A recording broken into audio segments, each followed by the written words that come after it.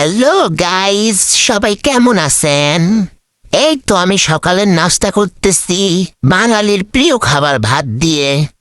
ভাতের সাথে বেগুন ভাজা আর একটা ডিম নিয়ে নিয়েছি। তারপর ভাত খাওয়া শেষ করে আমি আমার বারান্দার বিছানাটা গুছিয়ে নিয়েছি। আমাদের একটা পিচ্চি আছে বুঝছো, পিচ্চিটা কালকে রাতে বিছানায় হিসু করে দিয়েছে, তাই ওই বিছানার চাদরটা উঠিয়ে নতুন একটা চাদর বিছিয়ে দিয়েছি। তারপর রান্না করতে চলে আসলাম। আমি এখন বাটা মাছ রান্না করব। মশলা কষিয়ে নিয়েছি, মাছ দিয়ে দিয়েছি। তারপর মাছটাকে কষিয়ে নিয়ে মাছের ভিতরে এক বালতি পানি দিয়ে দিলাম। ওটা তোমাদের দেখাইনি, কারণ পেস্টিজের একটা ব্যাপার আছে তো। তরকারি একা একা হতে থাক, আমি এখানে একটা ডিঙ্কু খেয়ে নেই। ডিঙ্কু আর আইসক্রিম আমার 12 মাসের খাবার বুঝছো গাইজ, সে তার গরম লাগে না। তারপর একটা ড্রাগনও খেয়ে নিলাম, এসে দেখি আমার মাছ হয়ে গেছে। তারপর বিকেল বেলা উঠেছিলাম ছাদে আমার আমসত্ব আনার জন্য।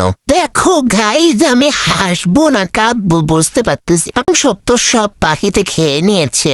এই পাখিগুলোর জন্য ছাদে কিছুই দেওয়া যায় না, তাই বলে এভাবে খেয়ে ছাপ করে দেবে? টাক খাইছে তো খাইছে, আর কি করব। খাইয়া তোরা মোটা তাজা হ। এরপর মনে দুঃখ নিয়ে আসলাম চা বানাইতে জামাইয়ের জন্য।